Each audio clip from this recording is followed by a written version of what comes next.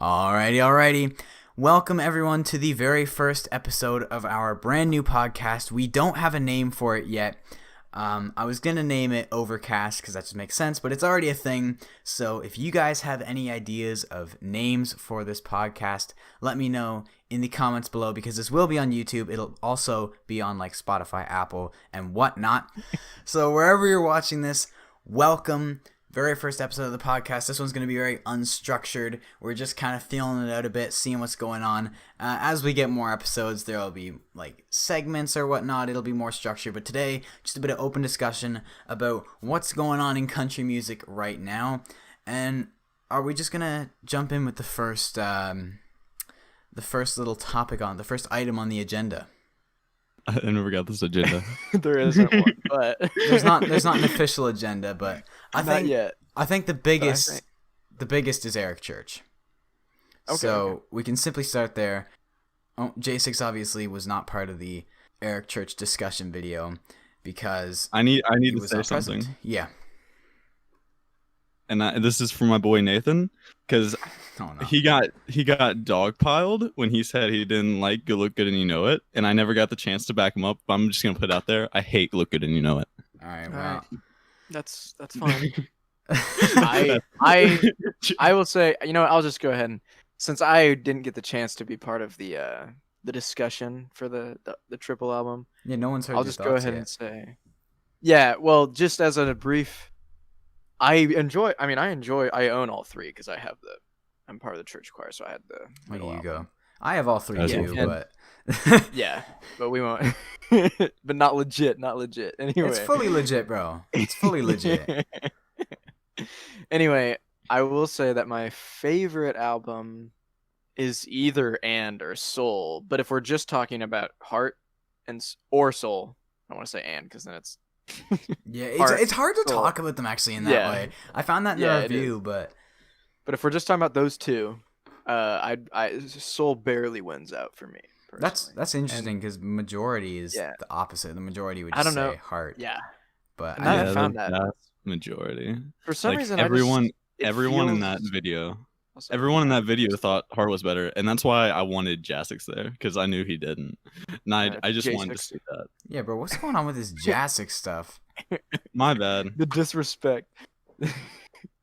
Anyway, yeah, so I've thought about it, or at least I've tried to, and I think I like Soul more, just because it feels, I think I probably said this in one of the discussions, but it just feels more, I don't know. Everything feels more cohesive to me. It feels like Eric was really trying to go for a more groovy, kind of chill, like just having fun kind of album. And yeah, the writing's not always on point, but like Eric was just kind of doing what he wanted to, and he didn't care, and I can respect that. And I was having fun with it too. And I do enjoy Heart, although. There were a couple songs. I mean, I liked all of them. Like none of them were none of them were even close to being bad. But there were a couple songs where I was just kind of like, yeah, that's all right. Like, Never Break Heart and Love Shine Down, I think are pretty solid, but they're probably my least favorite. People Break is actually my favorite, which I think I noticed that most people didn't even like it very much. I think it just kind of went under a lot of people's radars. Like, I just really enjoy People Break. I don't know. I just really like it a lot. It didn't stick as much as the others. It might be the instrumentation, which is simple. Yeah. But I enjoy the guitar in it. But yeah, I'll go ahead and wrap up my thoughts on Soul because that's the one I really like. I know Break It Kind of Guy is so like cheesy, and Eric is just going full blown, just like, what are you doing, my guy? It's grown on me so much though. Yeah, but I love it. I got this album before everybody else could listen to it because I got it in the mail. But yeah, there was one Friday. I hang out with some of my friends every Friday, and we went and got fried chicken, and I'm driving, and my buddy Dathan is in the passenger seat, and my buddy Colby's right behind me, and we have it cranked out all the way up, and we're listening to what was it? We were listening to Where I Want to Be, and so we're just vibing, so chill, and I'm driving, one hand on my steering wheel, one hand on a drumstick chicken. I'm just chewing, and bro, it was a vibe. It's just so fun. I just really enjoy that one. Although I will say that Probably it'd probably have to be Jenny. Like I like Jenny, but to me it kind of feels like Jenny should just be on Heart or just like not really on any of the albums. Maybe Jenny unanimously seems to be people's least favorite. Nope. Okay, yeah, well, you also think Look Good and You Know It isn't good, so you're going to step back for a second. But, I don't hate disrespect. Jenny. Yeah. I don't hate Jenny. It just feels weird in the context of the album. I like Jenny quite a lot. I get that. It's like the opposite of Break It kind of guy, where Break It kind of guy on its own, you're kind of like, what? But in the context of the album, now the whole context of the album is what? But therefore it fits. And that's the thing where Heart is... Like I think Heart is stronger and just more consistent. And if you just showed the average Eric Church fan or just average music fan Heart and Soul, they're probably gonna pick Heart. It's just more songs are more radio friendly. 100%. Soul's just so out there. But at the same time, I would pick Heart as better. But it does get hard because Soul, like, it's not a standard listen. It's a heavier listen in the sense that. Not in the sense that the songs themselves are like subject matter heavy, but the listen, it's just weird. It's more out there. It's like, I think I've made the comparison. You guys wouldn't get it, but it's like Pretty Sweet by Frank Ocean. There's a lot of moments on Blonde that, by themselves, they don't make a lot of sense. And even Blonde itself, like, it's not a very standard. None of the songs really have song structure. It's not a very standard instrumental palette. It's just out there, but at the same time, that's where you get those cool moments. Like, I know Jade is a little opposed to this, but Look Good and You Know It, when he comes out wailing at the start, like, you're not gonna get that if you don't just go for it. And so I don't really know how to describe it, but Soul, I found myself going back to Soul more, honestly. I would say the same, but that's kind of a given considering that I've said that I enjoy it more. I think part of it even when I first listened to it alone in the car, I was like, okay. But then when I'm listening to it with, like, my buddy Zach loves Eric Church, when I listen to it with my other friends, Colby and Dathan, we're just like jamming out in the car to all these like just fun, like crazy songs. And it's like, maybe that had to do with my enjoyment, but I still listen to it on my own and still enjoy it the same way. Yeah, but that's a big thing though, is like might have been a connection to the songs. Like, it's a very valid thing to say. And camaraderie I find that often connects like good memories. Oh yeah, and I find that when I'm doing like talking about my favorite songs from certain artists, it's like I'm not gonna sit here and try and get objective factors into words, because the fact of the matter is this may be my favorite song simply because of the memories I've made with it. But it might not be the best. Yeah, exactly. And so, but it's not a guilty pleasure, but it's not like objectively the best song. It's an idea I'm definitely like. I mean, I have the document. I just haven't really added to it, but it's a video essay I really want to do. I want to like actually research behind like memories and music and where that ties together. And I don't know where I would go with it, but I really want to make that at some point. So it's a very valid thing to say. I like Break It Kind of Guy is my favorite song simply because I love doing this to it. That's super valid in my opinion. Jayded, you've been kind of quiet. Would you like to stir the pot a little bit with your hating Look Good? My man. You're over here dissing my music taste when you think a Blanco Brown song is like your number one guilty pleasure. Like, dog. Yeah. Are you good? Well, Jayded, to be fair, me and you enjoy a lot of the same music, but I think I just have more of a tolerance for like I love, my favorite thing about music is writing and then its instrumentation. I think you're the same way, correct? For sure. Yeah. But if the song is fun enough or if it's offering something else, I'm willing to completely throw my like morals that have to do with it, like your writing morals away.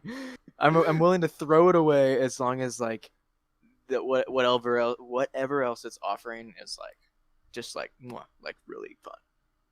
Yes. Well, I also don't, like, to a certain extent, I also don't experience music in the same way. I often like listen to music alone. There's not like much memories I get from it. Like most of the time when I'm like listening to music, I'm walking like around where I live. I usually don't like associate music specifically with memories. Okay. So it's not like the same thing. Yeah, I can get that. I mean, I think we talked about this before, but when you say you're a lyrics over music kind of guy, I'm not going anywhere with this, but I'd be the flip side. I'd be the guy that, I'll take a better sound over better lyrics. But yeah, for sure. And I think that's super super valid. I don't think neither is correct. Neither is correct. Well, I think and I think you have to have a basic good sound with those good lyrics. Because if you have a horrible sound, I'm not listening to your song. Oh yeah, that's what music is. You can get it. It's way easier to get away with. Yeah, it's way easier to get away with bad lyrics than a bad sound because the sound is the thing that strikes you. Like if you're listening to music just in the background or something, you hear the sound of it. You're not putting together the lyrics, so it's way easier to get away with having terrible lyrics, which very well could be a factor in my preference of instrumentation over lyrics. But at the same time, if you got a bad sound, like, good luck. Well, like as I've gone into more specifically folk music, I've kind of discovered that I'm also a much more than the instrumentation. I'm also more about the voice. I can listen to any genre if it's a voice that I like and good lyrics. That's interesting. I will say back on the topic of our biases towards our favorite songs from favorite artists, that you when you mentioned Frank Ocean, one of your favorite songs, it reminded me of because me and Big Bird and Nathan had been talking in the one, I don't remember when, but we had been talking about Kip Moore a lot recently, and my hands down, it's undisputed for me that Fast Women off of his Slow Heart album is his best song and my favorite song. Now I can understand. I don't know. I just love the guitar, and I do actually remember the first time I listened to that album. I was at work. Yeah, we're good.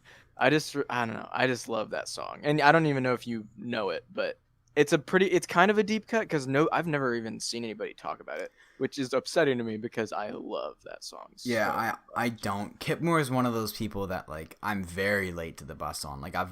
I've only found him in the last year or so, so I haven't dived too deep into his discography yet. Yeah, I actually discovered him almost a year to the date. Essentially, it might have been late April of last year, but I discovered him during quarantine because I was listening to a lot of music while I was doing work. Because I worked as a janitor at my church.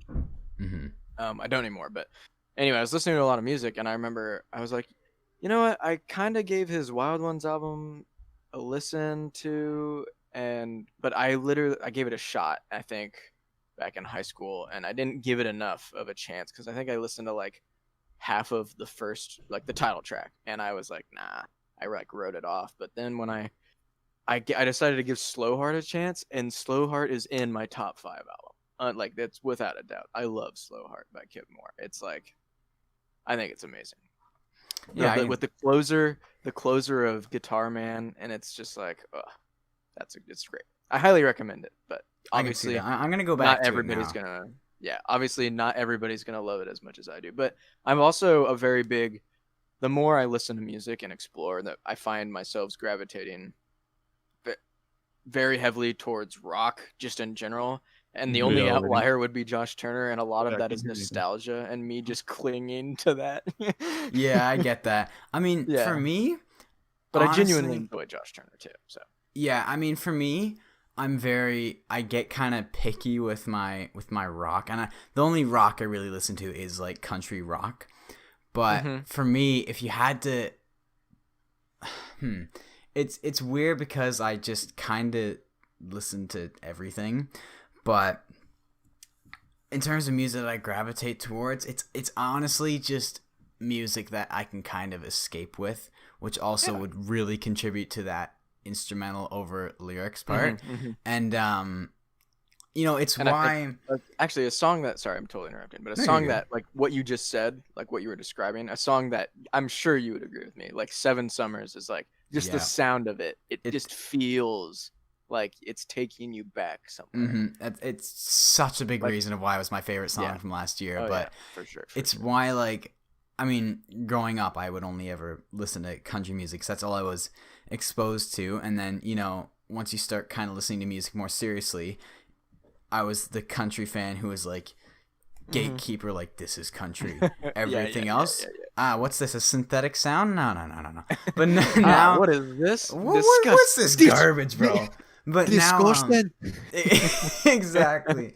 But now over quarantine, it's like, and especially in 2021, so far I've been listening to so much more like, hip hop and R&B and pop, because I like that idea of being able to escape in music, especially when, the world's kind of like gone to crap around you. It's like country music has the strength of country music is that it feels right at home, and it feels down to earth. That's the whole point. But what I've found intriguing about the other genres is that oftentimes it's a lot of fun to not feel down to earth. It's fun to just take a step back for a moment. So it's why I've been listening to so much more, and like there's a lot of country that does kind of make me escape from that. It's why I like Midland. It's all that dreamy sounds and stuff. But that's good. Then there are artists like Mac Miller, who I'm genuinely like low-key concerned to see my Apple replay, because you're listening to him a lot, bro. Frank Ocean was my most listened to last year with 50 something hours, or like 40 something hours of Frank Ocean. Bro, there's no way I'm under 60 hours of Mac Miller. I can tell you without a doubt that Kip Moore, he was my most listened to artist last year, and I didn't discover him until halfway through. I can guarantee you he's going to be my most listened to. I can guarantee you that and I can also guarantee you that Josh Turner is also going to be in my top. Josh Turner is always going to be up there. Yeah, he's always there. I don't have an app where I can like see like who was my most listened to, because I am broke and I can't like subscribe to anything yet. But I know for a fact Zach because Bryan. I used to listen to both of his albums every day. Oh yeah. There's no way he's not. I mean that's a good question. What artist do you, and it could be right now, but what artist do you listen to, like, and there may not be one, just like a crazy amount you listen to? Like for you it would be Zach Bryan. Like for me right now it would be Mac Miller. Like I genuinely listen through at least one of his albums each day, and they're all like pretty long. They're all like, I don't think he has one under 50 minutes, which is why I'm concerned to see the final time. But especially like his older stuff, I find a lot of artists, they'll start out with like shorter albums, which is another thing I'm in the process of making a video of, the length of albums. But most people start with like EPs and stuff. Nah, like back in 2010 and stuff, Mac's albums are always like 18 songs, an hour and 10 minutes. Like holy crap. Interesting. But it's also I've never really ventured into that kind of stuff. But I also I don't completely like I don't shut myself off from like rap and hip hop and all that stuff. But I'm very, I don't know, I have to really like it. Oh yeah, I'm the same way with metal too. I don't listen to a ton of metal. There's very few genres that I cannot get into, and metal's one. But it's like I could sit down here and I could talk about an artist like Mac Miller for 5 hours and be so content with myself. But it's funny because then you could equally talk about Kip Moore for 5 hours, and you would be so happy with yourself, and we'd just be here like bruh, because it's just it's connection. What do you connect with in music? And that's the thing I find kind of cool. But yeah, so I've like said before, like I'm very into songwriting, right? But I don't think like Zach Bryan's the best songwriter. He's like, up there. He's up there for sure, but he's just the one that I connect with the most. You know? Yeah. So what I have to say, Zach Bryan, what he can do is very impressive. But sometimes I'm not like, no, I was starting to sound negative there. I'm not going to kill you, I promise. Yeah, well, I just don't want to sound negative because I genuinely really enjoy Zach Bryan. Like I watch his, like he does those like short podcasts on YouTube. I watch. I enjoy what he does, but sometimes it seems like he's getting a little too. Like when in some of his songs, I can't think of one off the top of my head. This is just in general. Like I might find that like I'm like, wow, you're getting like really, really like intricate with this, and it's just kind of, I don't know. Like it's just like it can be honestly hard to track at times. Yeah, it feels a little less accessible just in general. And I'm not saying he's for everyone because he's not, but it's just and that's just a very, very minor critique. I really Well, enjoy what he does. I've never had a problem with that specifically, but like if I were to give like Zach Bryan like one criticism, I would say like he kind of uses like words that he doesn't need to, and sometimes it feels like really unnatural. Like Sure. sometimes. Oh well, yeah, actually, I would agree, but I think he does that on purpose. I think that's part of the. I think that's part of the. Not gimmick, No, but no, part no. of I'm not. Like when he goes, I'd fight any roughneck, I'd stop any river. Like, yeah, I'm all about that. But there's just like certain times where he says something and it just doesn't feel natural, like that does. Mm-hmm, You know? Like he tries, like he's trying too hard to fit in these complex words. Yeah, for sure. Okay. I can get All right, that. I'm gonna real quick backtrack probably like 10 minutes ago in the conversation. It's good. Let's go. But I remember Evan saying that he was talking about like growing up, like when we attach ourselves to certain music, and like for him, he Wait. grew up with country music, and for me, I What? don't think the audience knows that Overshore's name is Evan. I think you're I gonna think be. they do. Do Well, they? it's I've been definitely said it in a video, but it may have been a while. So I I'm think whatever. you've said. My I think name's you've said name it is Evan. in a total of one video. So I don't yeah, that's true. Everyone in the Discord knows, but Yeah. YouTube or wherever you're listening to this, Evan is my name. You can refer to me as that in the comments. Feel free, or Overshore, either or. Continue. All right.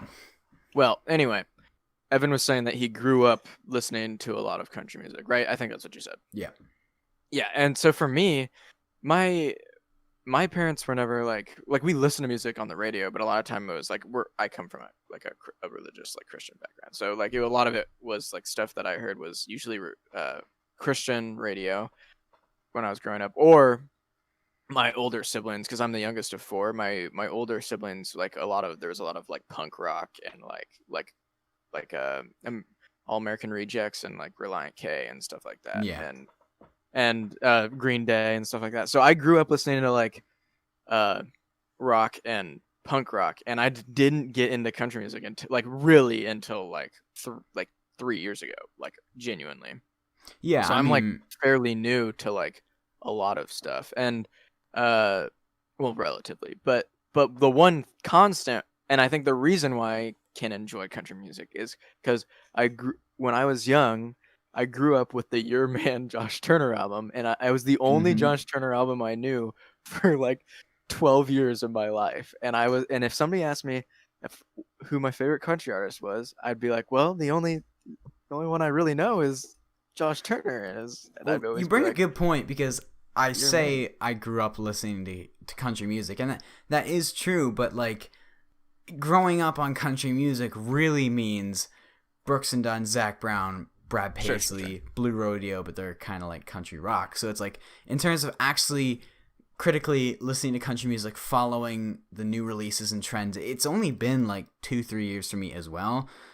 That said, I'm also on the younger end of people that publicly speak about music, but that's one thing I find in the comments a lot is people will say, or I'll get messages of like certain artists like, oh, what do you think of like this person, or oh, this sounds like this person, and it's like, I'm not denying it is, and I'm not gonna always say like, I have not a clue who you're talking about, but a lot of times it's like up until like any generation before the one we're in right now,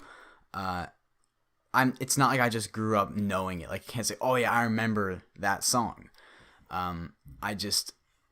It's interesting. I don't know. It's definitely fun being almost young and new to it. Even though I consider myself quite educated now, especially on like this current generation of music. But yeah, that was my quick little blurb on being a child. Yeah, well, not a child, but the younger end. And I'm so deep into country music at this point, it's hard to imagine.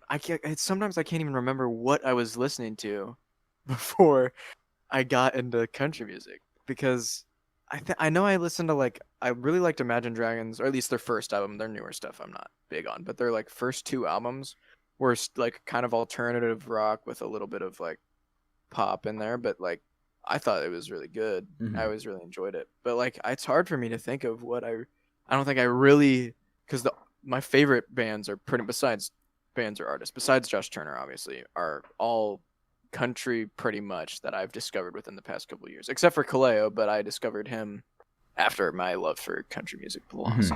And the Kaleo album as well. I've only listened to the opener because I didn't have time to go through the whole thing. But the opener is so good too. It is very good. I have it downloaded. I just haven't had the chance to go through the whole thing. I think Jayded would like it a lot. The fact that Jayded, I don't know if Jayded, have you listened to Kaleo, their A and B album? Yep, I listened to it. You told me to. Okay, and what I'm just curious. Like, you don't have to. Don't lie to me. Just tell me. Worst piece of crap he's ever heard. I like how you primed that like you did with the Zach. Because I will preface before you go any further. I will say, I mean, I don't care what you say. I still love you the same. But Kaleo, literally, until what? It was like a week and a half ago. They only had one album. Literally, that was it.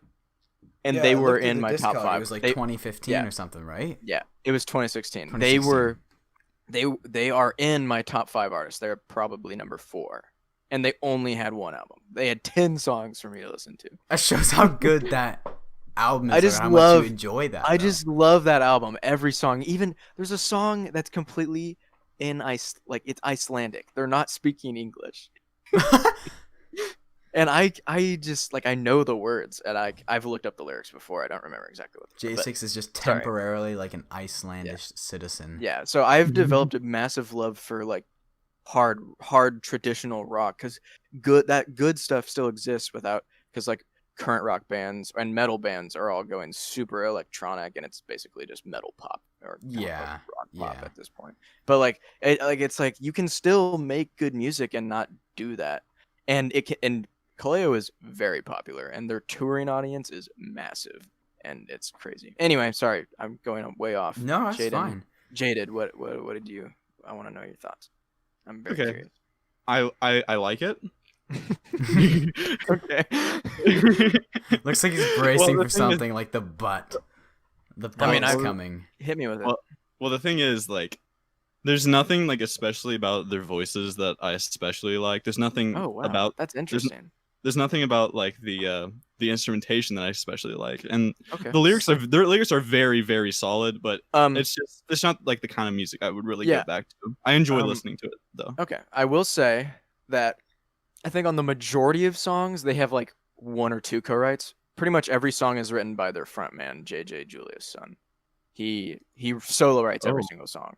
I think he has JJ. You say maybe I like it now. Bro, yeah, I think there's 1 co-write on their newest album that came out a week and a half ago, Surface Sounds, and then I think there might be a couple on the first album. I don't quote me on that. I'd have to actually look, but yeah, they're writing. But the one I thought out of all the things you would have said, I was actually surprised that you said that.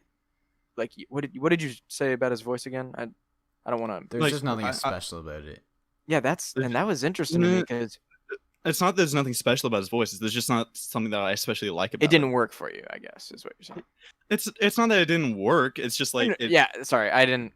It didn't really click for me. It didn't butter your biscuit, is what I'm trying to say. That's exactly right. You got it. Got you. Yeah. So, and that's interesting to me because when I show people Kaleo, they're they might not like it, but when they hear his voice, they're like, "Is that auto-tune?" And I'm like, "No, that is his natural." Because literally 2 days ago, I showed somebody a song off their newest album, and they were like, they literally asked, "Is this auto-tune?" And I was like, "Nope, this is his voice." Bro, there's something special about someone who's that good at singing. Yeah, his falsetto is insane, but he can also scream without ripping his throat. But he can also but the screaming isn't I'm not a big metal guy. I don't love screaming, but for some reason the screaming is tasteful in their music. I can't explain that. Don't try to get me to. But sure. It's crazy to me. I don't know.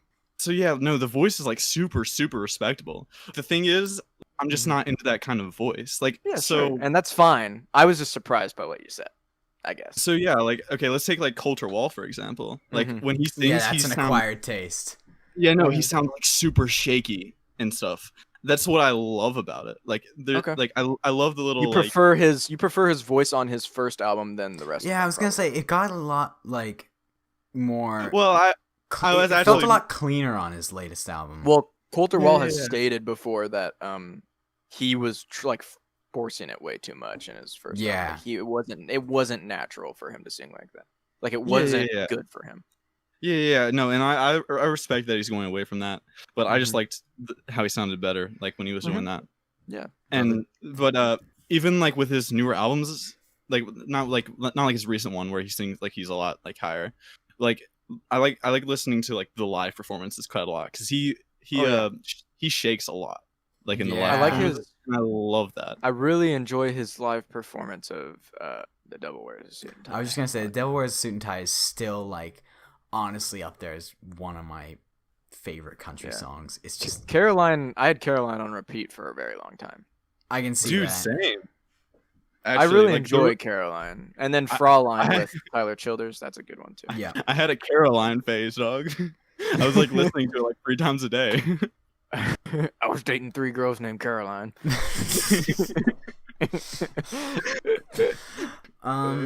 So I guess we can switch gears formally for the first time. Just kind of reset a little bit.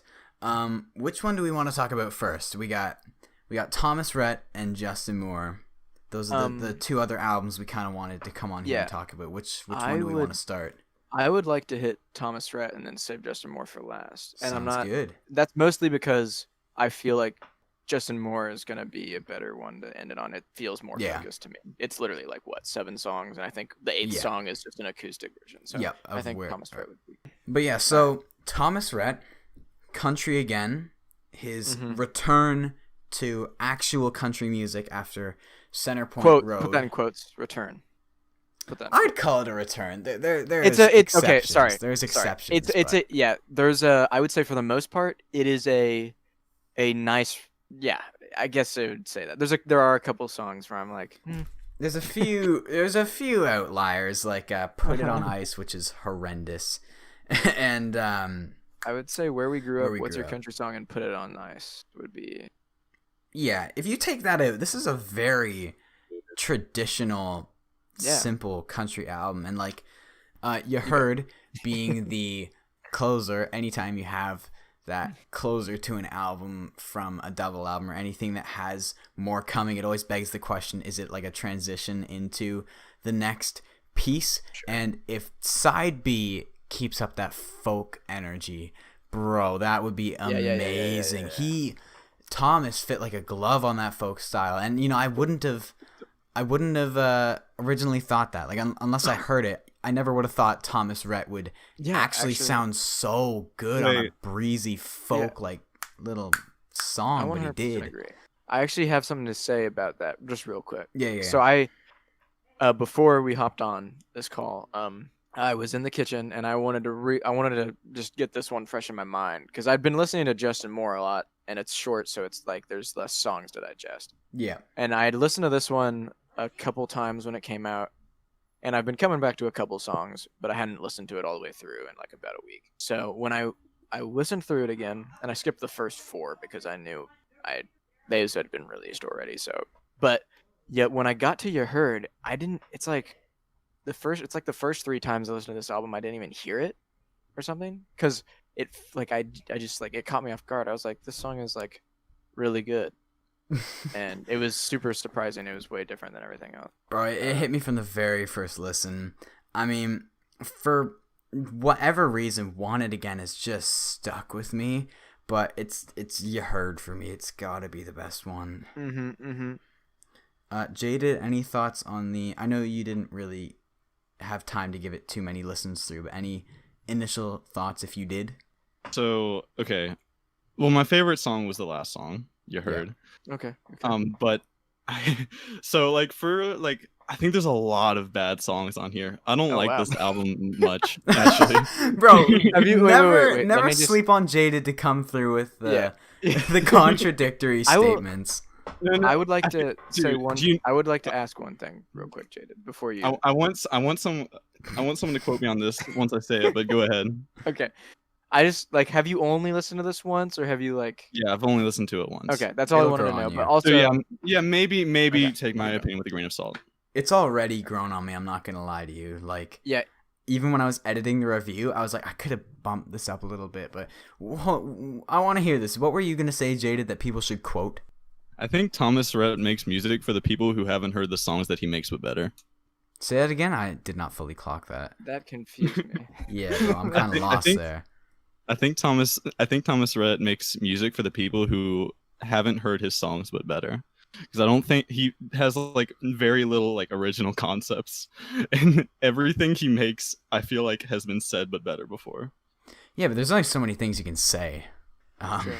With all due respect, I will say, real quick, that this album is the only Thomas Rhett album that I've been able to go through without like completely being like, I'm never gonna listen to this again. Probably. Yeah, like Centerpoint Row, bro. I mean, I was never a big Thomas Rhett fan. I wasn't either.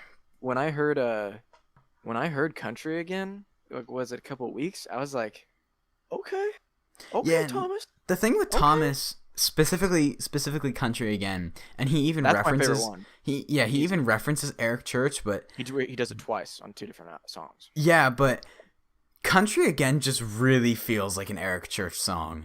That's true. Like That's maybe not lyrically, but if you take the sound of Country Again, if you try and tell me those flangy electrics and whatnot, I could so hear Eric Church singing that. It sounds so much like an Eric Church song, like something you would find on Desperate Man.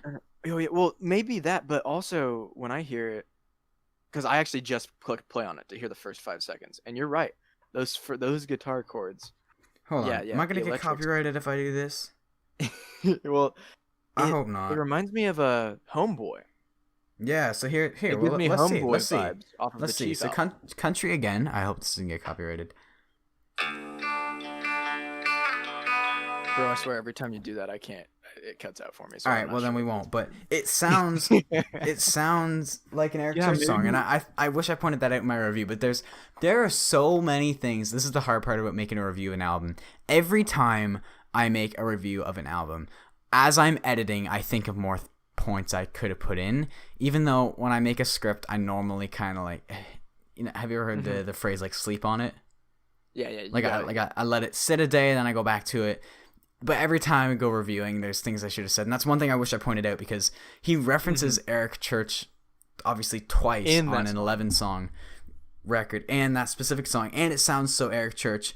But who was it? I think it was Joe. I think it was Joe in the Discord made a really good point.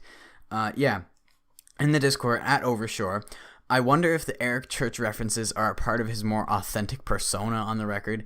Eric is 13 or 14 years older than Thomas. Eric's first record came out when Thomas was in high school. For the past 30 years, we've had people referring back to William Whalen, and more recently in the 90s country scene. That makes sense, as it is where a lot of the guys first connected to country music. With Thomas's age, it seems that he's the first among this generation who cut their teeth on 2000s country, specifically Eric Church, and this is him acknowledging that, and that never crossed my mind. Like, that's really interesting. I think that's a very, very good point. That I said John brought that up. Joe. Joe. J_ Tata. Yeah. Tata. Yeah. Sorry if I pronounced that wrong, Joe. But man, because like when I think of that, it's like I've had this thought before, where I think to myself, like, when I'm 30, I'm gonna hear the singers referencing these artists. But it's weird to think that it's now, because it's so strange to think that like Thomas Rhett, though he is obviously older than me, is not like a whole generation older. Like I don't know. I'm in this awkward stage of like, I'm not actually very young anymore. Wait, how old is Thomas Rhett? Isn't he like 30? I think he's 30 or 31. He's a millennial, isn't he? He was born in the 90s, I'm pretty sure. So, early 90s. Yeah. Well, yeah. 1999. But yeah, he's 31. I think that's millennial, isn't it?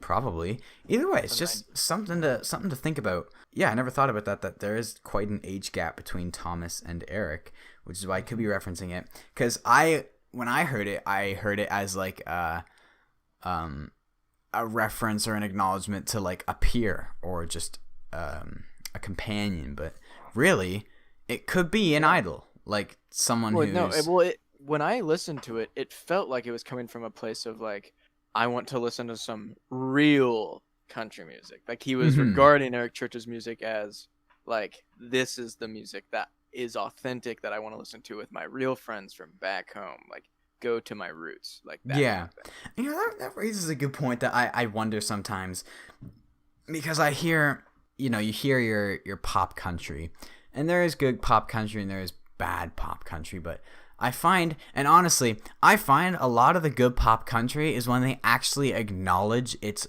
pop country. I find all the crummy pop country is when they're sitting here saying, like, I love me some country music, fiddle and steel raised me, here's a pop song. But Yeah. I wonder, because when you say that Thomas is acknowledging real country music, this is sort of an off-topic thought, but do those pop country artists that say, like, oh, this is like country, do they realize that, like, it's really not? Yeah, I don't. If that makes sense. They have to. Well, they have to know. I think there has to be a part of you deep down, because, like, I remember seeing. Wait, can you elaborate, please? Well, when you have someone like, what's a good example? Dustin Lynch, yeah. That's a great example, actually. I'm sorry. If any of you guys listening actually like Dustin Lynch, I genuinely am sorry, but I hate him. Mama's House is the only... Sorry, not him. Mama's I House hate is the his only... music. Well, yeah. Mama's House is the only song I've really been able to listen to and enjoy. But And say what you hurts is take... I love the cover art for Tullahoma. It is actually really nice. You know what I'm actually kind of cheesed about? I will elaborate on my point in 10 seconds, Jayded. But months ago, I thought, you know, it'd be really cool to make like a best album covers or worst album covers video. And then just like last week, I thought, well, even last week, like days before Grady's video, I was thinking of, like, you know, I should go back to that idea of like best album covers, worst album covers. Of course, there was release season, so I put it off. I was like, I'll do it later. Mm-hmm. Days later, Grady comes out and says it'd be really cool to make a covers video, and that writes off the idea, because if I make the video now before him, everyone's going to be like, you just finessed his video idea. Even though I've had this idea for months, if I do it after him, it just looks like I'm completely, blatantly ripping off his stuff.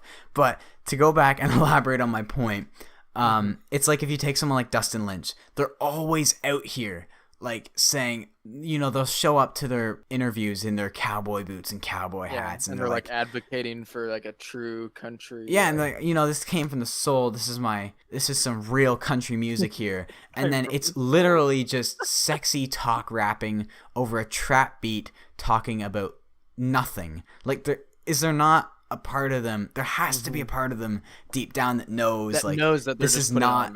Yeah, like, this is not authentic. That was my... It's a rhetorical question. I'm not looking for an answer, but it's just food for thought. Well, I think... So, actually, that makes me think of something specific that I have seen. The Backroad Riff, like that Instagram account. Rest in peace, Backroad Riff, bro. Yeah, I mean, he's still doing stuff. He's still going... Hold on, what's he at? If you have Instagram and you're not following Backroad Riff, what are you doing? He was at like 11K or something, and then Instagram he was getting took him pretty down. Big, and then Instagram. Yeah, he was one of the bigger ones. No reason. They took him for copyright, but they didn't warn him ahead of time. Up to a little bit more than he's at 1100. He's at 1100. He was. But anyway, what I was saying, he has posted about. I think he even did it recently. Yeah, Chris Young. It was his most recent post. Yeah. And like Chris Young, I remember seeing one of his old. Yes, I know the exact thing you're talking. I know what you're gonna reference. Where Chris Young had like responded to people being like, "Why don't you do what you used to do?" And he was like, "Well, it just doesn't sell as good." And he like the label, he's just making pop country because that's what's selling. And it's like, I mean, I guess drowning, bro. That's the most blatant like. Mm-hmm. I never heard the acoustic version beforehand, the performance that he did before it came out. I only heard it when it first came out. And I'm not gonna lie, that is one of those songs that, even though like instrumentally and it's not my cup of tea, I didn't really enjoy it sonically, I still love that song just because it's one of the that one hits me. And I found it at a time where it couldn't have been a better time to find a song like that. But then I heard the acoustic performance, and it's like, man, like, what went wrong in the studio? Where did they go? And like, his voice is so like, bro, it sounds like they put auto-tune in the wrong key or something. His voice is just I don't think you flipping even need all to edit over the his place. voice, if I'm being honest. You I'm do not saying not. Yeah, I'm not a producer, fantastic voice. but like, why are you? Why? Well, are you yeah. like every release song has auto-tune. Everything that gets produced, it's just like if it's bad auto-tune, then it's bad auto-tune. Oh yeah. And I mean, like, I remember I was asking my Instagram who has the best voice in country music, and really quickly, Waza, if you're listening to this, that video is still. I'm sorry, I got swallowed up by release season. Basically, I'm planning a video. I was very deep into planning a video of just talking about who has the best voice in country music, and Waza put so much work into helping me with this, and it was genuinely crazy. But it's been pushed back so long just because of releases and everything and trying to figure stuff out. So Waza, if you're hearing this, I still have not forgot about that video. But I put a thing up asking like who has the best voice in country music, and it was several people responded to it with Chris Young. Like, if it wasn't Chris Stapleton, it was honestly Chris Young, and I was kind of surprised by that because I was expecting like a gazillion Morgan Wallen, Luke Combs, like, you know, just the biggest artists. But Chris Young was right up there. I mean, Chris Stapleton ran away with it, but Chris Young was right up there too. And I was like, I don't know, it just makes it a little harder to listen to his music, knowing he's got such, like on Tomorrow and stuff, where his voice is just so good that to hear it go to waste, I would say, on these like pop songs that just it's not, you know, I don't even know if it's the fact that they're overly poppy, but he's not even letting his voice go to the full potential because it just feels so refined and edited and post-produced. It just doesn't. I don't know. Chris Young's an interesting taste, but I found that I know the clip you're talking about. I found that super interesting because as much as you'd want to turn around and say, well, then you clearly don't care about the music, like you're only in it for the money, blah blah blah. But if you were an artist and you were given, like, because we don't know the numbers he's dealing with, we don't know money wise, but if you were put with two numbers and say, if you make traditional you're going to get this much, if you make pop you're going to make this much, there's got to be a genuine temptation factor that you can't necessarily blame him for. No, Overshore. Yeah. So the way he phrased it was, he said, you guys say like you want this, but when I put this out, it sells better. That means more people are going towards it. So I don't think it's just like, oh, he did this for the money. I think like to a certain extent, it's like, it kind of seems like more people want it that way. To a certain extent, but I feel like his more dedicated fans are asking for the traditional stuff back, whereas sure, we can just say like, yeah, this seems like, you know, this seems like the more like respectable way to go. I mean, I'm playing devil's advocate. I obviously like his other music better. If more people are going towards it, it's like, can you blame him? Yeah, that's the thing. You can't fully, like, we can have our preferences, but when you look at numbers and whatnot, we don't know the numbers, but it would be he's in a bit of a pickle, and it comes down to just, I don't know, it's just what do you want in your music. And so Chris Young has a fantastic voice, but his music, his newer stuff anyways, I still love his old stuff, but his newer stuff isn't my cup of tea necessarily. But it's an interesting conversation. It's an interesting conversation. Okay, so for example, let's say I was a musician, I wouldn't care. I would want to do like a certain type of music, and it's not because I care about my fans. Jayded doesn't care about his fans. I don't care about my fans. If I'm having people listening to me, that means I have fans. That means I have people that enjoy my music. For him to like stay, that would be him caring about his own music, and I think that's also super respectable. If you care like more about like your own music than you do like about like other people listening to it, and I think that's just as respectable than as like, oh, I want to make this because the fans want this. Yeah, I mean, and there's definitely like an element of establishing yourself. Like a lot of artists you'll find there, like John Party's a fantastic example of this, where he had to make his debut album that was just bro country because he had to get a name out for himself. But once you prove yourself within the industry and whatnot, and you have more say with your label, obviously I'm not an insider, I don't know how it all works, but once you can say, look what I can do, then you have more creative freedom. And look what John Party did. Like, Heartache Medication is one of my it has to be up there as one of my favorite country albums. I freaking love that thing. I have been going back one second, just to really quickly finish my thought. Where it gets interesting with Chris Young is like, I feel like he did establish himself already with his older stuff. So then it's not like he didn't have a fan base coming into these years that we're currently in. It's not like he's still trying to prove himself as an artist, because he did that a while ago. So that's where, I don't know. It's all one big blur. It's a hard thing to talk about. California Sunrise. I mean, Cowboy Hat, with all due respect, it sounds great, but it's one of my least favorites on the album. If I'm looking at it, it's like Paycheck, All Time High, Cowboy Hat are probably... Wow, okay, that's interesting. My least favorites. I mean, my favorite undoubtedly is She Ain't In It. And then I would go Head Over Boots. That song is so good. I don't care what anyone says. I think that's unanimous. But Head Over Boots is an absolute gem.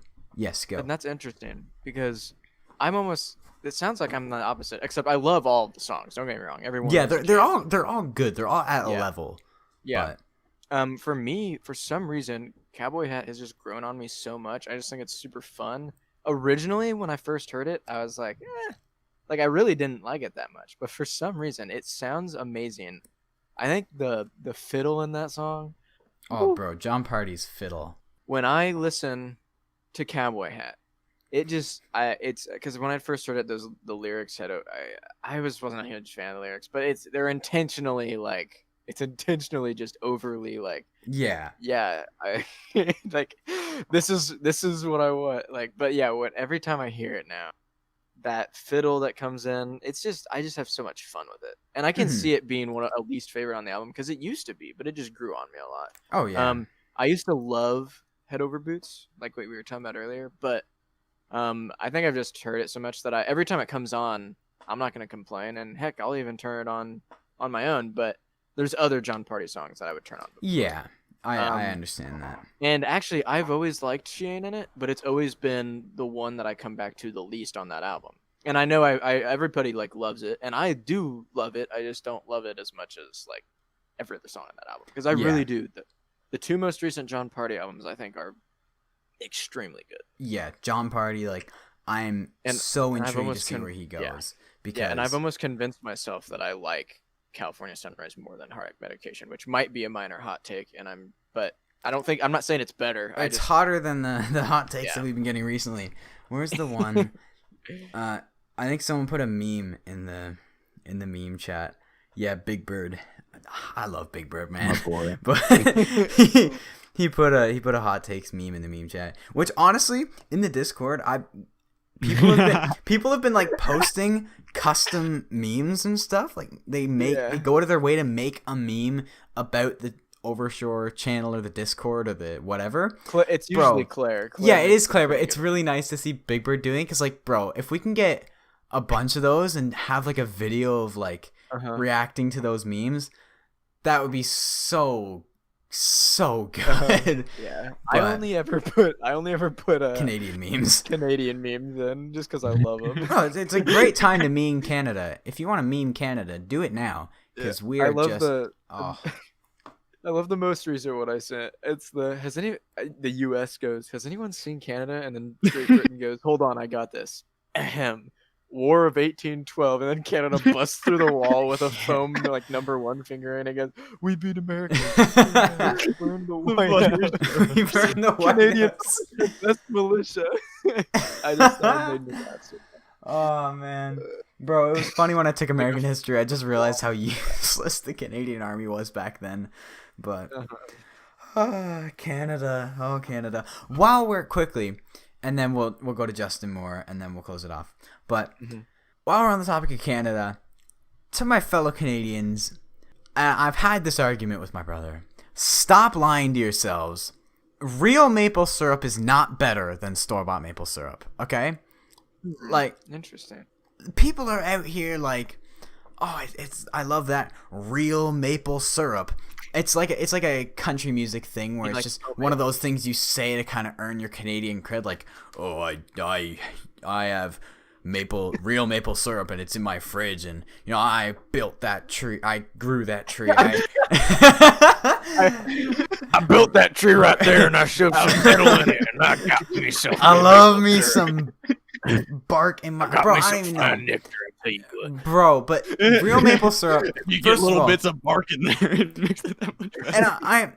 And the reason I bring this up is because a few days ago we had some, and I was like, you know what? I'm gonna give it a second go, or not second go, but I'm gonna give it another try because every time, every time I'm like, literally, every time I'm like, no, it's not good. But for whatever reason, the other day I decided I'm gonna go for it again, and there were 3 chocolate chip pancakes left that I made. And quick side note about myself, I love me some chocolate chip pancakes. I make those like 3 times a week minimum. It's not good, but like. Anyways, it was the last 3, so it was a sacrifice. I was like, you know what? I'm gonna give that real maple syrup one more try. First of all, you microwave the pancake because you don't have you have warm pancakes. But then the syrup, because it's real, is in the fridge, so it's cold. So now I have this awkward contrast that I'm getting on my Gordon Ramsay stuff right now. The temperature really like contrast. Cold syrup on hot pancakes. But sorry, continue. Well, I agree. I don't. So then the flavor, not only is the flavor not actually that good, like, you can lie to yourself and you can sit on the end of your screen being like, oh, listen to Evan making a fool of himself, saying real maple syrup doesn't actually taste that good.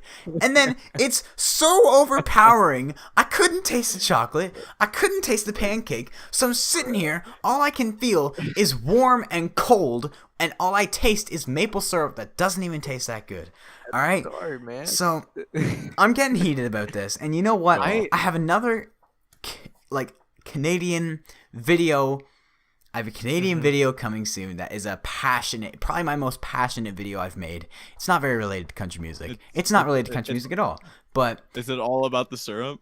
You're just nope, go for it's a 20-minute rant? It's a whole different issue we are facing in the Great North. It's a whole nother issue. And is Overshore about to get political? No, I ain't getting political. I'm getting deep, bro. Not even political. It's Tim Hortons, bro. Little foreshadowing. They've gone downhill, man. They've gone severely downhill. Justin Moore has a new album. We're gonna switch gears nice and quickly. Are we just gonna whoa. I need to say one thing real quick. I've never had a bad experience with the real maple syrup, but yeah, I would kind of agree. But my only thing is, one time I had some blueberry maple syrup that was definitely not the real stuff, and that is the best syrup I've ever had, ever. It's good on ice cream. It's good on pancakes. It's good on waffles. It's good on cinnamon rolls. That's all I have to say. I had no clue the real maple syrup was a thing until it's don't try it. When you home make it, or when you get it from people who've homemade it before, it's like if you're buying it, it's noticeably different from if you're gonna buy it from a place. It's not even the same. It's not even the same but thing. It's just a different experience, and some people prefer it, obviously. Some people don't. So last thing we're going to talk about, I love how Eric Church, we had 3 things on our agenda. We had Eric Church, Thomas Rhett, and Justin Moore because we knew we'd branch out, and lo and behold, we talked about Thomas Rhett for 5 minutes, and now half an hour later we're switching gears. But Justin Moore has this new album straight out of the country. It's a short one. It's 8 but really 7 songs. I'd say it's a pretty strong set. What do we? Yeah, you can open up. Go ahead. Okay. Well, to start, I just want to real quick get this out of the way. Justin, my guy, we got to talk about this album art because the album art he had as a single because he released We Didn't Have Much as a single, and that album art, the art for that single was I really liked that. And then when I saw the album art for this album, I was like, Justin, it's not very good. Yeah, it's cool. I get that you're going for the snake skin, snake skin kind of boot kind of thing, and it's a play on Straight Outta Compton or whatever, and it's all right, just that well. But that's pretty much my only major complaint about this, and it's not even about the music. Yeah, nice. It's not about the music, which is very positive. So, yeah, but I mean, it's I actually really like all of these songs. It's a strong set. Yeah, except for maybe like the opener is actually Hearing Things is probably my least favorite, but it's by no means bad. I just think Interesting. I think We Didn't Have Much is it's always been a standout. I loved it when it was a single. She Ain't Mine No More is probably my favorite. I agree with you. More Than Me. It's either She Ain't Mine No More or More Than Me. Yeah, She Ain't Mine No More. Like, and You Keep Getting Me Drunk is a jam, I think. Yeah. I mean, I still don't know if I'm gonna make a full review. Is this 2 weeks old now? Is it? Oh my gosh, it is. All right. Well, I guess I'm kind of late to it then, so I probably won't do a review. But Justin can get a melody because he can get a hook because he has such a big voice. Like, he can go so high. Like, he doesn't have a falsetto. He just has his chest, but his chest can go so high that you get songs like She Ain't Mine No More. And it's like, those are the hooks that just get stuck in your head. And like people were saying, dude knows how to pick a single. And yeah, I don't have many complaints. I mean, you can, it definitely at times it is kind of like just the same idea of like, this is how country I am. But Justin just, I am a fan of Justin's music, so even though he's not necessarily dishing up anything new or different from what he or anyone else before him has said, just sound-wise, Justin will always, like, he has that place in my heart. His sound does. Yeah. I will say, like, it's a short album, which I can appreciate. I actually don't mind longer albums, but if I get a shorter album, I need it to be a strong... Like, if I have a short EP, I need it to be strong. You know what I'm saying? Like, I can't be like, oh, 2 of these 4 songs aren't very good. Because I want to be able to listen to an album and enjoy most of it. Because how I digest music is, and I know some people aren't like this. And I know, like Tom in the Discord, Tom hasn't always been a listen through albums. He likes to listen to a lot of singles of, like, that artist put out. Or just, like, specific songs. Yeah. But, like, I can really appreciate that this is 8 tracks, kind of really only 7 because it's you just say acoustic. 7, yeah. Yeah, we'll say 7. I'd say for me, 6 out of the 7 are very strong. The 7th one being Hearing Things, and I think it's still good. So like, it's like, I think that's a really Justin. Yeah, it's a solid album. That's the thing. I'd rather have an album like this where, and I'm gonna touch on this in my video that I'm planning about length of albums, but I'd rather have this 7-track album that is a strong bunch of songs than if he gave me 11 and 4 of them were just so-so, because it's strong is the word, because even like that's how I would describe the music itself, but it's just strong music. And Consecutive Days Alive, that is honestly like, I mean, I like that one. I say like I've now said 3 are up there as my favorite, which is almost half the album. But, like, I love the comedic twist of Consecutive Days Alive. Like, I'm just happy I broke my record for Consecutive Days Alive. It's so dumb, and it's so simple and common sense. But it's just, no one's ever said that before because it's so common sense, and I love that song. It reminds me of, it reminds me a little bit, just the vibe with the lyrics and just in general of, Ain't a Bad Day by Hardy off of a rock, where it's like the world is ending. I could see that. It's just a similar.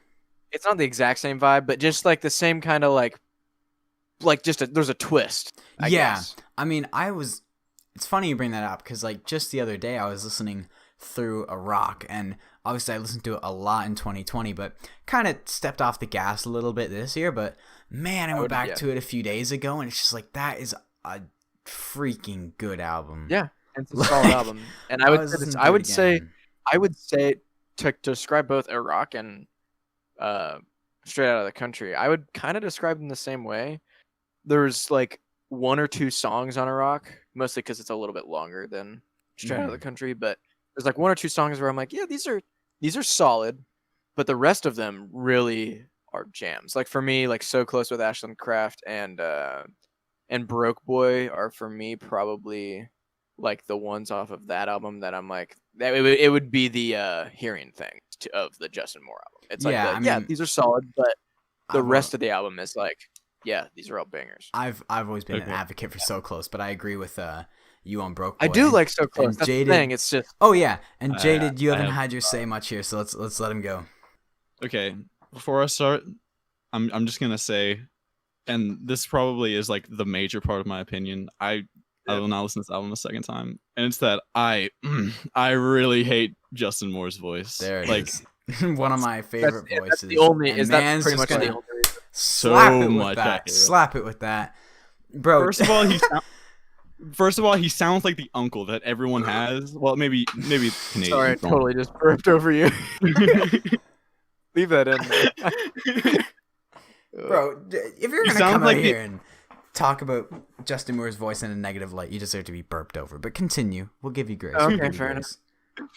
He sounds like the uncle that everyone has whose vowels are so harsh. Every single vowel he says is so overpronounced. Oh, he has a strong accent. I'll say that. He has the deepest accent I've ever heard, and I'm from the South, okay?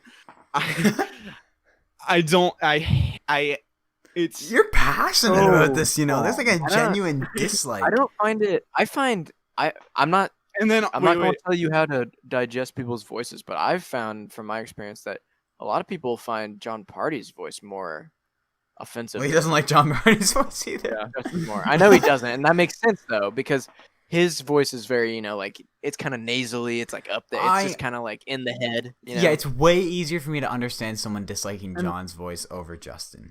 Yeah. Okay, which is surprising. And maybe that would be okay if he had like some sort of like unique bearing, but no, it's just the same like deep country voice. Oh yeah, he doesn't change it up much. All the songs are that is one thing you can easily argue with Justin Moore is every song's gonna bring the same strength, he's always gonna go higher in the hook and everything. Like there's not too many curveballs he's gonna throw at you. But I'm not even talking about that. That's not even like that offensive to me. Like if someone sounds like similar on like most songs, I don't care as long as they sound good. But no, I mean like the very base of his voice, there's nothing unique about it. It's just leave it to Jayded to come in and contradict everything we say. Yeah, it's tearing Justin apart. But it's just his voice, right? I'll get to that too. Like there's some things that I dislike, but not like this passionately. Okay. It's just the same deep country voice that we hear from. There's like 5 to 10 artists that have the same voice, but the thing is, then Justin Moore, the one thing that's like even close to unique about him, it's just let me blast "Kinda Don't Care" by Justin Moore real quick on Max. Listen, if you like Justin Moore, I respect it. I just hate it. I think Justin Moore deserves more respect. I think he does. I don't think he gets enough. Listen. This isn't me saying like I don't think people. Yeah, no. I'm not saying that. We it's a personal preference thing. We understand. I'm just saying, in general, people that listen to country music, I feel like a lot of people would like what he does. So a lot of people don't maybe have the privilege of being able to digest it. Okay, well, the thing is, like, I'm like, I don't even know if I would like consider myself like a country fan if I didn't like include Americana and folk in kind of the same bag, because I have like, but I'm a big folk fan too. There's like there's 3 artists that I would like consider like only country that I like. So it's like, who would that be? I'm curious. Let me guess. Hold on, Dustin Lynch. Yes, Will sir. Dickerson. Yep, you got me. And Dan and Shay. Throw a bone to Tom. We'll do a Rascal Flats. Throw one to Tom. Yeah. Sorry, continue. I cut you off. Yeah, those 3 artists would probably. Well, I guess. Wait. Eric Church and. Yeah, Eric Church, Kip Moore, and I was gonna say.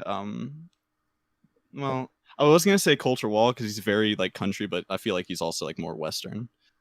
Well, that's still country. It's still country. I would say that goes hand in hand. Yeah, country and Western, I'm like what I'm saying is like the umbrella term, like because if that umbrella wasn't like there, like if we were only talking about country music, then I probably wouldn't consider myself. I think a lot of people are in that boat. Let's go ahead and call Kip Moore country rock. I was gonna say that. I was gonna say you could even say Kip Moore's more rock. Because I would say all three of those guys have roots in country, but I would not say because none of them is like none of them's like a current John Party, you know, like it's like, you know, like what, but I mean, like what I'm saying is like rock isn't like considered under the country umbrella, so you know that's what I meant. I'm confused, honestly. I got a little lost. Yeah. What? No, I'm like, okay, so like you would all sorry. You would let me just you would consider like folk, like Americana and that kind of stuff like in the same bag as country, but there's rock that has like it's just so much more broader. Like that's not the same thing. I see what you're saying, but when I think of folk, I don't see it as under that country umbrella. But maybe that's just me. But folk feels different to me, and so does Americana. But it feels like it's kind of like a. But wait, I'm not like. It feels like they're related, you know, like kind of like maybe like a cousin or something. Yeah, but I know what you mean. I understand that, but like, I also see what you're saying. Like they're so similar. Yeah. But like find like any folk fan. There's probably a country like artist out there that you could find that they would like. I don't know if you can say the same thing about rock. You know, I feel like they're much more related. Yeah, I see what you mean. Like rock music, maybe, but at this point, everything's a bit of a blend nowadays. I'm not gonna lie, everything's everywhere. A lot of what Kip Moore does is pretty, especially on that Wild Ones album. That's rock. Yeah, that's rock and roll music. But to tie it back, but it depends on what kind of rock you guys want to get into genre? No, we're too late in the episode to touch on genre. I will say I love talking about genre, but we don't have enough. That is a whole episode in itself. We can dedicate an entire episode to that. We're way too late in the episode for that. Yeah. I want you to arrange a formal debate between me and Chilltown about genre. Oh my god. No. So, tying it back, just a question. This is more for Jaren because Jayded has expressed his opinions on Justin Moore. Justin Moore has a pretty like deep discography at this point. What's your favorite? Do you have a favorite Justin Moore song? Just like if I had to choose one. Yep. So I will say I only really got into Justin Moore with Late Nights and Long Necks. Well, I agree. That's not entirely true. His first song that I heard was actually Kind of Don't Care, or at least the one that I might have heard one of his before that, but maybe I might have not recognized it. Like I know Small Town USA, that's a classic one. Yeah. If Heaven Wasn't So Far Away, that's another classic one that a lot of people have heard. But if I had to choose one, like that Late Night, I own the Late Nights and Long Necks album. I really do. It's very good. And I've always come back. Is it going to be the same one as me? Oh, maybe. Well, first I'll do a couple quick honorable mentions off this because I really enjoy. Obviously, Why We Drink is a jam. That's a great one. Someday I Gotta Quit is a sleeper. I think it's such a I love Someday I Gotta Quit. I can agree with that. I don't know. But like those two are super fun, and even Airport Bar grew on me. When I first heard Airport Bar, I was like, I don't know about this. It's the way he says bar, like he does, you know that. Yeah, like he goes back. Weird.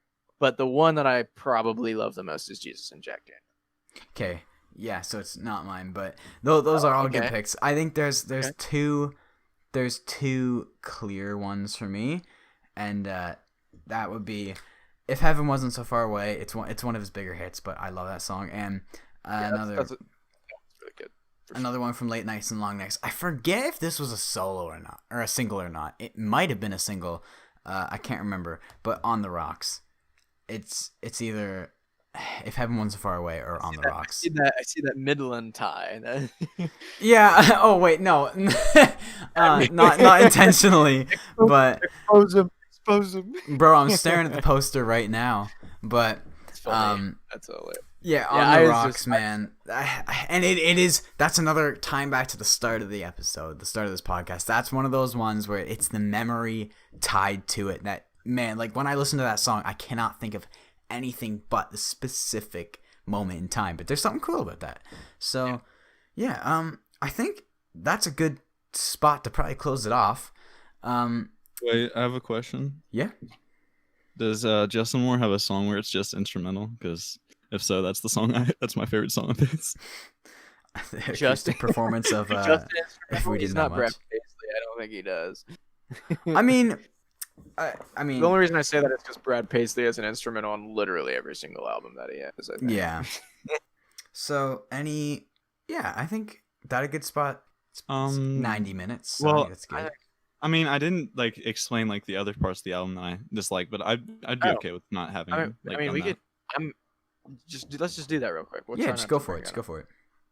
Okay, yeah, sure. So I just think like I really appreciate a lot of the writing because I think I think the Hardy comparison was really apt because like I feel like I'm not like into the topic. I come from like a town that has like 1,000 people in. I'm just not like into the small town like country kind of music. Sure. I agree with that because like what I call home is not the biggest either, and I found it kind of funny when I kind of drew the line because everyone's like in this one light town or whatever, and I'm sitting here and I realize like I'm literally living in a one light town, yet I agree with you that I can often find those small town songs kind of obnoxious. Yeah. Continue. My town has no lights. Jeez. Jayded got the no light town. Oh, it's gone. You know it's coming to the end of the You know it's coming to the end of the episode. We just let everything loose now. Continue before this falls off. But yeah, I really appreciate like the assonance and all the wordplay and stuff. And okay. And yeah, I feel like it's like really edgeless and kind of boring to a certain extent, but that's interesting. I can understand that though. I don't agree with it, but I can understand it. I can see from your because I've after talking to you for a while now, I have started to more understand what you're into, and yeah, I can see this maybe coming off as edgeless. From your incorrect view of me. Also, by the way, on the Straight Outta Country, like the song, when he says y'all, like it like a rapper would say like a or something, that physically made me cringe. Like I actually was just walking around in a field and I just cringed. I can see that. That's awesome, honestly. So I think with that, we're gonna draw this episode to a close. Wherever you're listening, if you've made it here, thank you. You're the best. If you're watching this on YouTube, Spotify, Apple, wherever you are listening to this, we love you. Let us know. Podcast gang. Yeah. Stay safe out there. Yeah. So let us know what you think we should name this. We have a few ideas floating around between us, but I need to hear. Do you pitch your idea? Yeah. I need everybody to hear my idea that I pitched earlier that Evan rudely shot down. I didn't shoot it down. I just had a critique. I have my idea. I have a deep appreciation for this. After much deliberation, really only like 5 minutes. No, dog, you sent it like a minute afterwards. I was really impressed. Well, I thought really hard about it. I was trying to come up with a play on words with Overshore, the Overshore name. And I was like, okay, let's take split in half, let's take shore. And I was like, all right, what's something I can do with shore? And I was kind of like thinking, okay, shore, like maybe a beach. And so I thought of waves on the shore. And so I was thinking like maybe kind of like, because this was a music podcast. So I was thinking like waves, kind of like sound waves, and then shore maybe. And like with the waves and the shore kind of like being like a play on words with like the beach, but also having the connection to the name. So it's like a play off of the name. And I thought it was pretty solid, but the audience can say their piece. Yeah, I mean, we may end up naming it that. We don't know what we're gonna name it yet, but we're open to input. So if you got a name, like this is absolutely what it should be called. Yeah, we're open to worse ideas. Let us know, and then maybe it'll come down to a poll. Who knows? But this was the first episode, so it's kind of all over the place.